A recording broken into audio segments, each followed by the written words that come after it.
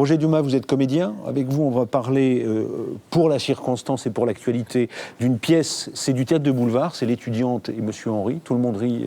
C'est pas du théâtre de boulevard. Hein. Non, mais bon, voilà. Non, mais je savais que vous alliez réagir, c'est pour ça. Non, c'est une vraie comédie, une vraie pièce.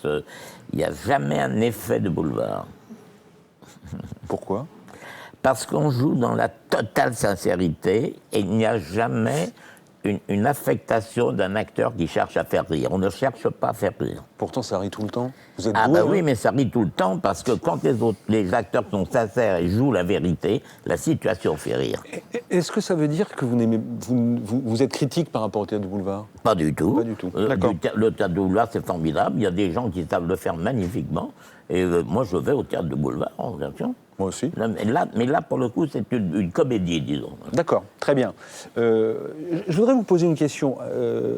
Qu'est-ce qui fait qu'à un moment, on va vers la comédie ? J'ai eu la chance, c'est affreux de dire ça, il ne faut pas le dire, j'ai eu la chance qu'il y ait eu la guerre. J'ai été réfugié dans la famille de mon père, c'est-à-dire dans les monts du Forez, une ferme où il n'y avait pas d'électricité, on battait le blé au fléau. J'ai vécu le Moyen-Âge. Et je suis tombé sur une maîtresse, j'avais 7 ans et demi, à l'école primaire, qui nous dit une phrase de François Copé.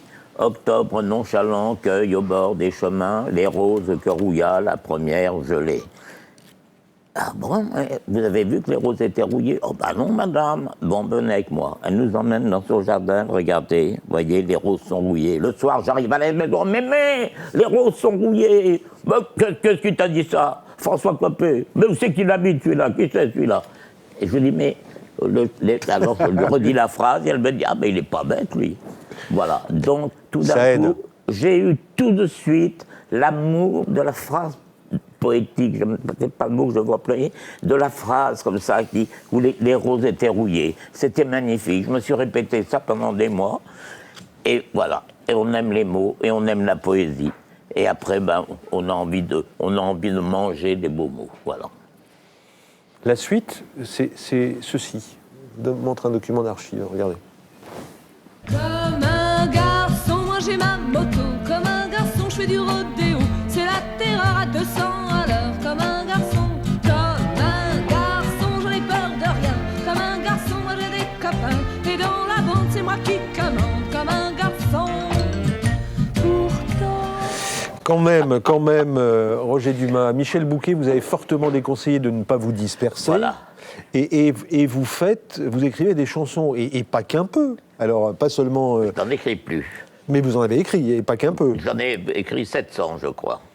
Incroyable. Avec mon ami Jean-Jacques Debout, notamment, nous avions écrit La revue du Casino de Paris, quand Zizi Jeanmaire et Roland Petit ont pris le casino, j'avais écrit toute la revue.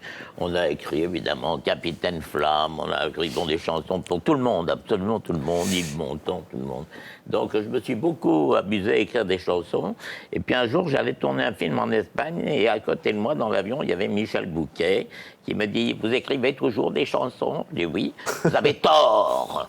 Un acteur comme vous ne se disperse pas. » Et toute la vie, il m'a engueulé parce que j'écrivais des chansons disant que je ne pouvais faire qu'une seule chose à la fois. Et bien maintenant, j'ai compris que pendant qu'on joue une pièce, on ne peut pas écrire dans la journée.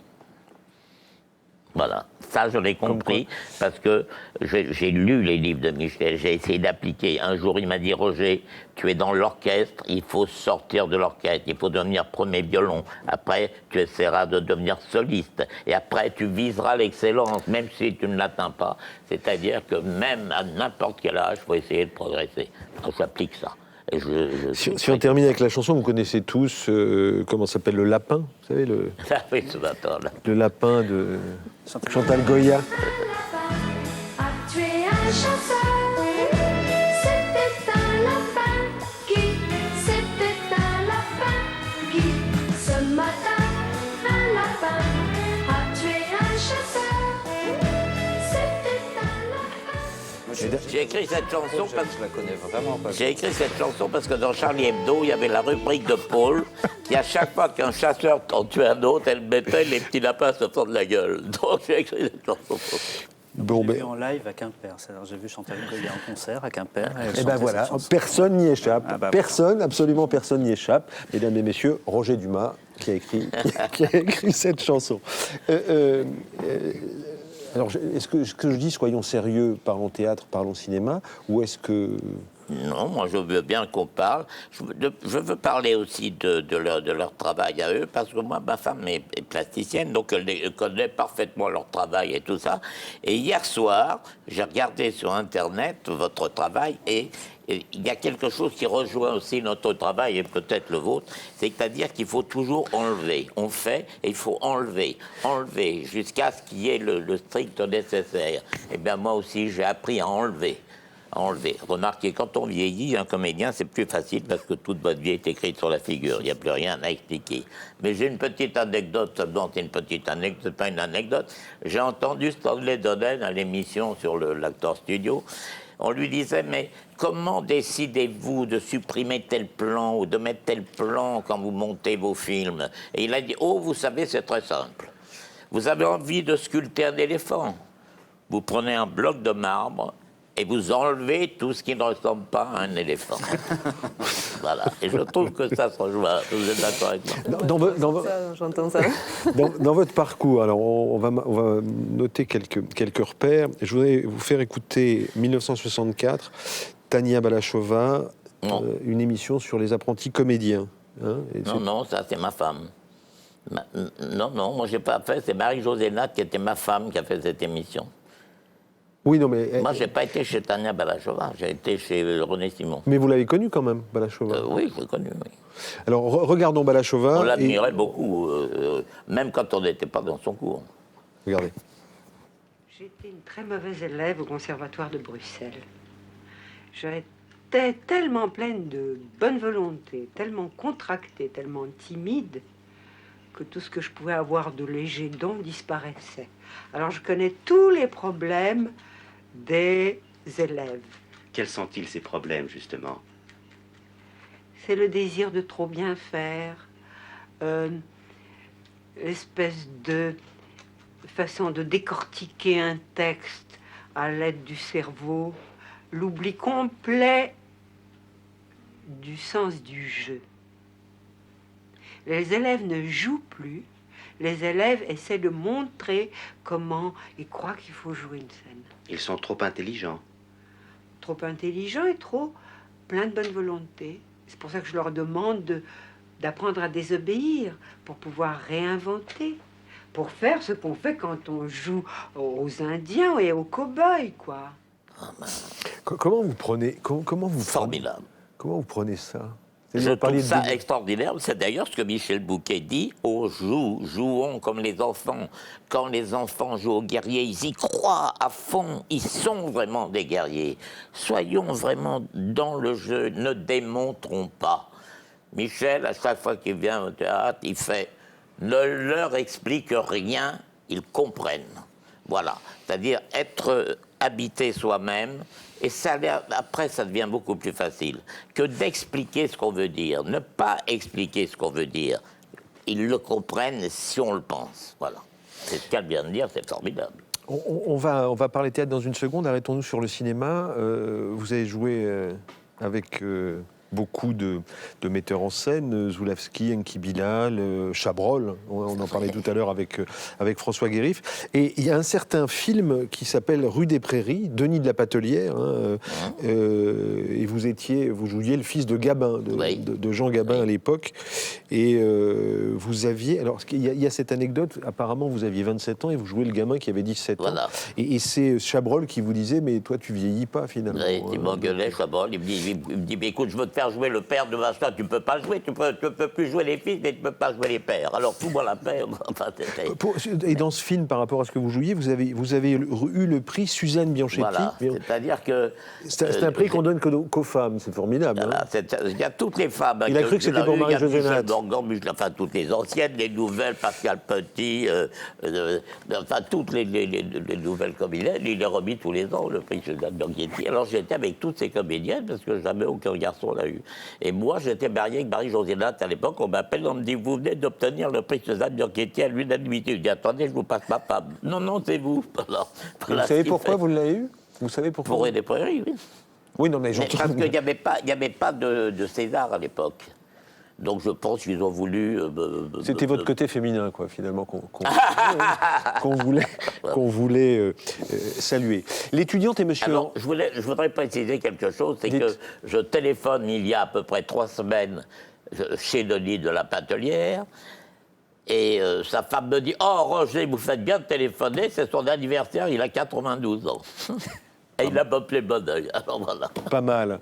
L'étudiante et monsieur Henry, cette comédie donc qui est signée Yvan Calbeyrac, qu'est-ce qui vous a... Alors, ce que j'aime bien dans la petite histoire, alors c'est sans doute vrai, vous dites, c'est une comédie et ça fonctionne du feu de Dieu et ça fonctionne sans publicité, c'est du bouche à oreille. Pourquoi est-ce que c'est de bouche à oreille? Oui, les gens sont... Il se passe... Moi, j'ai joué pas mal de pièces, mais là, il se passe quelque chose. À la fin, les gens me disent « Merci, on vous remercie. C'était mon anniversaire de mariage. Vous avez embelli nos 30 ans de mariage. » Les gens, c'est plus que des remerciements de théâtre. Non, mais c'est ça. Et ils se le disent. Ça parle aux gens. Il faut y aller, il faut y aller. Parce qu'il y a beaucoup de jeunes aussi. Il y a 3 générations dans cette histoire et elle concerne 3 générations. Donc les gens rient énormément, comme je vous le dis, dans la situation. Par exemple, Patrice Lecomte, qui était le président du jury des palmarès, là, il est venu et il nous a dit « Je ne comprends pas comment vous faites. » Parce que justement, il trouvait qu'on n'était pas dans le boulevard. Attention, c'est pas une critique, c'était... On est dans la vérité. Ça, c'est José Paul, le metteur en scène, qui a été magnifique. Et moi, j'adore jouer comme ça. Dans la vérité totale. C'est-à-dire, moi, je joue un bougon, mais un bougon qui est brave. Un ronchon, a dit Sophie Joubert tout à l'heure. Mais il n'y a aucun effet voulu. C'est la situation qui fait rire. Et donc ce vieux ronchon va louer une chambre pour pas aller pour pas finir. Donc il y a une jeune comédienne qu'ils ont trouvée au Cours Florent, qui s'appelle Claudia Dimier, qui est absolument étonnante. J'ai l'impression qu'elle a joué 20 pièces, et je l'ai tout le temps dans les yeux avec une sincérité absolue. Lisiane Neis, pareil, enfin bon, voilà. La preuve. Vous avez dit que votre petite amie était une fille. Vous êtes homosexuel? Non, mais ça aurait pu arriver. Mais c'est tout à fait incongru. Ah, j'aurais jamais cru en vous voyant que vous puissiez être homosexuel. Je vous dis que je parlais pas pour moi. Oh, il n'y a pas de fumée sans feu. Pourtant, vous n'êtes pas si moche que ça. Merci, c'est très gentil. Non, mais c'est vrai, quoi. Il y a bien des garçons à qui vous devez plaire. En cherchant bien. C'est un vrai flatteur. Ah, je crois pas, non. Il n'y a rien de pire que les lèches-culs. En tout cas, c'est pas parce qu'on plaît pas aux garçons qu'on devient lesbienne. Ça n'a strictement rien à voir. Ah, bah, si vous le dites. Bon, j'imagine que je suis déjà éliminée. Vous êtes vraiment homosexuel? Mais je sais pas encore, en fait. Je suis un peu bi. Mais quoi? Bisexuelle. J'aime les garçons et les filles. Je fais des expériences. Je suis curieuse. J'appelle ça être en recherche. Moi, j'appelle ça être complètement paumé. Vous appelez ça comme vous voulez. Au choix entre le théâtre et le cinéma, c'est forcément le théâtre, j'imagine. Non, c'est les deux. Parce que le cinéma, c'est passionnant aussi. Moi, j'entends des acteurs qui disent oh, on attend trop au cinéma. Mais non, on n'attend pas, on est dans le film. On arrive le matin, on est dans le film, on passe sa journée dans le film, même si on est dans sa loge. Et puis, c'est une autre façon de construire un personnage, mais il faut garder sa vérité aussi. Comme vous gardez votre force et en même temps votre détente, voilà. Il faut être très vigilant. Moi, j'ai appris ça parce qu'on me l'a appris. Hein. Je transmets un peu aux jeunes. Des fois, on leur dit « Oh, merci, vous me devez me dire ça. » Par exemple, Claudia, elle me dit « Oh, merci de me dire ça. » Mais non, je transmets ce que des gens comme Michel Bouquet, Georges Wilson m'ont transmis. Ou Trintignant, puisque là, pour le coup... Bah oui, mais Trintignant, c'est pas pareil. Trintignant, c'est mon ami de toujours. C'est votre ami. Et Jean-Louis, il n'a jamais l'air d'un acteur. Jamais, jamais. J'ai joué avec lui en scène. Tous les jours, je vois un personnage. Et j'ai dit un jour à Jean-Louis, en ayant vu un film, Jean-Louis, j'oublie que je te connais. J'ai oublié que je te connaissais. C'est le plus beau compliment qu'on puisse faire un acteur. C'était -2, hein, que vous l'oubliez. -2, Samuel Benchetrit, justement, vous êtes sur scène avec lui, c'est en 2005. Alors là, pour le coup, ce sont deux vieux condamnés qui décident de quitter l'hôpital dans lequel ils sont et d'aller par les chemins. Par les Extrait. chemins, en pyjama, et moi avec Vous moi. étiez en vacances, moi je vais à Métastase et vous? Moi, je pars à Ganglion. Ils sont vieux, ils sont malades et n'ont plus que 2 semaines à vivre sur un lit d'hôpital. Bref, ça a tout de la fin d'une histoire et pas des plus drôles. Pourtant, ces deux-là ne l'entendent pas du tout de cette oreille. Gilles Tourtin. Enchanté. Pas question de mourir à l'hôpital, alors les vieillards taillent la route. Moi je suis vieux avec tous les inconvénients de la vieillesse, je les ai tous. Par exemple, je suis presque aveugle là, je vous vois à peine. J'ai 74 ans, j'ai vu beaucoup de choses. Je suis déjà encore content de voir encore un peu. On y découvre un Trintignant facétieux, porté par le cynisme et l'humour populaire du texte de son ex-gendre Samuel Benchetrit. Ce qui m'intéressait, c'est de savoir si on pouvait encore vivre une amitié et avoir l'espoir de vie, et d'amour et de rire en fin de parcours. Alors on danse un tour de rôle en posant... 2 trompes-la-mort qui font les 400 coups dans un road movie en pyjama sur mesure. Beau souvenir, voilà, c'était une forme d'hommage à votre travail à tous les deux et à votre amitié. Dans les anecdotes, il y en a une qui m'a arrêté, que je trouvais assez amusante et étonnante. L'homme de Rio, Philippe de Broca, et vous racontez, je crois que vous avez dû raconter ça un jour, vous racontez que Philippe de Broca avait toujours un 4x4 devant chez lui, bourré de victuailles. C'est extraordinaire, ça. C'est-à-dire que fallait toujours être prêt à partir. J'ai écrit un livre, moi, sur les gens qui m'ont embelli la vie. Je n'ai pas trouvé le titre, mais ça veut dire ceux qui regardaient la vie un peu en biais et qui vous la rendent plus belle. Alors, ça s'appelle Chemin de Traverse. Un jour, on va chez Philippe que j'adorais, Philippe de Broca, et un copain me dit... J'avais jamais été à la campagne chez lui. Tu verras, il y a un 4x4, parle-lui de ton 4x4. Alors à table, je dis Jean-Louis, Philippe, ton 4x4, là, c'est pourquoi? C'est pour la culture? Ah non, mon 4x4, il y a tout ce qu'il faut dedans. Il y a du diesel, il y a des biscottes, il y a du pâté, il y a là. Ah bon? Je peux partir sur le champ et traverser le désert. Et tu le fais? Jamais. Mais il changeait les vivres. Ça, c'est très important. Il renouvelait les biscottes. Est-ce que vous avez un objet avec vous? Oui. Alors voilà, ça a l'air tout bête. Je voulais venir avec l'encrier de ma première école, là où j'avais eu cette maîtresse qui s'appelait d'ailleurs Mademoiselle Hiver, et qui nous a appris à aimer les belles phrases, notamment les roses rouillées. Et puis, je me suis dit que c'était assez passéiste, et que ça est en train de devenir passéiste, peut-être, hélas. Donc j'ai apporté un stylo, parce qu'il y a une information là, qui circule en ce moment. Il y a déjà, je crois, une 40aine d'États américains qui, en 2014, vont rendre l'écriture manuelle facultative. Non obligatoire. C'est-à-dire qu'on ne sera plus obligé d'apprendre à écrire des lettres. Il n'y aura plus que la lettre imprimée, voilà, on a la lettre de l'ordinateur. Déjà, des enfants ont du mal à lire les lettres de leurs parents, et ceux qui sont obligés d'écrire comme ça à la main, ils font des majuscules. Je trouve ça terrifiant, parce que moi, j'ai un ordinateur, moi, je suis absolument pour Internet, qui me sert magnifiquement, mais... L'écriture, c'est l'homme, voilà. Et quand on voit, par exemple, les ratures de Céline, il y a les manuscrits de Céline. Céline, on croit que c'est un langage parlé comme ça. Les ratures, les repris de Céline, c'est extraordinaire. Tout est dans la main. Je vous l'emprunte 2 minutes pour un mot à mot, si vous voulez bien me suivre, Roger. On va se mettre... Allez-y.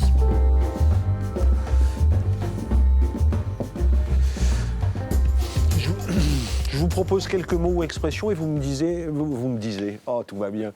Oui, j'aurais dû écrire avec mon stylo. Vous me dites, vous me disiez, extraordinaire. Vous me dites à quoi il vous renvoie. Pouic Pouic. Oh, Pouic Pouic, c'est le film qu'on a tourné avec Louis de Funès, Jacqueline Bayon, Mireille d'Arc. Enfin, on a tourné ce film en s'amusant beaucoup. Moi, je pensais que c'était un petit film comme ça qu'on tournait et qui est devenu un film culte. Alors ça, c'est Jean Giraud, hein. Comment? Jean Giraud pour la mise en scène. Tino Rossi. Tino Rossi, je ne crois pas que je l'ai connu personnellement. Ah oui, Tino Rossi, ça y est. Quand j'étais enfant, j'étais obsédé par Tino Rossi. Et quand j'étais dans la campagne, justement, chez mes grands-parents, où il n'y avait pas l'électricité, la lampe à pétrole le soir et tout ça, alors, pour me coiffer comme Tino Rossi, je prenais de la résine de cerisier que je faisais fondre dans une casserole bien chaude et je me mettais ça sur la tête. Ma grand-mère me dit « Mais viens voir, qu'est-ce que t'as là ?» Mais j'avais la tête comme du bois. Elle m'a dit « Ah, mais alors là, c'est la boule à zéro, qu'est-ce que tu veux faire ?» Trapèze, mais on l'a déjà évoqué tout à l'heure, c'est le gala de l'Union. Oui, ça c'est le gala de l'Union. J'ai eu la chance de connaître les Bouglione et de toucher, je dis bien effleurer, comme cette jeune dame, d'effleurer ce milieu, cette difficulté, cette peur que je ne referai jamais. La peur que j'ai eue. Et en même temps, j'ai eu beaucoup de chance parce que au moment de monter en haut de Montmartre, Penet m'avait fait un costume d'amoureux de Penet. En faisant mes assouplissements, mon pantalon s'est ouvert du haut en bas, ce qui fait que ça m'a préoccupé. Et donc vous avez pensé voilà, à la Lune. Bon. Igor, est-ce que vous vous rappelez d'Igor ? Cet homme qui devait vous apprendre, ce que vous racontez dans À propos de Martin, chez cet homme qui venait dans la boulangerie vous apprendre. Voilà, c'est-à-dire que moi, mes parents, au départ, c'était être comédien et tout ça. Puis finalement, on leur dit, ah oui, mais lui, il va jouer les Arlequins, tout ça. J'étais obsédé par derrière, comme tout le monde, j'étais au cours Simon. Alors, il y a un bonhomme qui prenait son pain et qui avait été maître de ballet à l'Opéra de Vichy, qui était très âgé, il avait 10 ans, tout ça. Mon père dit, ah ben attends, vous pouvez lui donner des cours à mon fils? Oui, alors les cours, on les donne dans le fourni, c'est-à-dire dans son sous-sol, où je faisais le pain la nuit. Alors Igor, tout habillé en noir, me donnait des cours de danse. C'était extraordinaire. Et le pétrin, vous savez, c'est le truc qu'on fabrique le pain à la main, pas le pain. Alors c'était juste à la hauteur de la barre. Alors c'était ma barre, on transpirait, on devenait fou là-dedans. Et puis le dernier mot, c'était Gigi Jeanmaire, mais vous en avez déjà parlé tout à l'heure, puisque c'est vous qui avez écrit la revue dans laquelle elle était. Ça s'appelait la revue d'ailleurs. Ça vous manque aujourd'hui d'écrire encore des chansons? Non, mais je n'ai pas arrêté. J'ai arrêté parce que là, je me consacre complètement à cette pièce et sans en faire dans le temps, mais je me rends disponible pour la pièce. Mais il est certain que quand je suis en train d'écrire un livre en plus, là, dès la fin juin, comme on arrête fin juin, je vais réécrire des choses que j'ai en route. Vous avez des projets avec Lady Gaga? Peut-être, non, je plaisante. Peut-être, on ne sait jamais. Donc, j'adore écrire. Moi, j'écris plus facile dans l'alexandrin qu'en prose.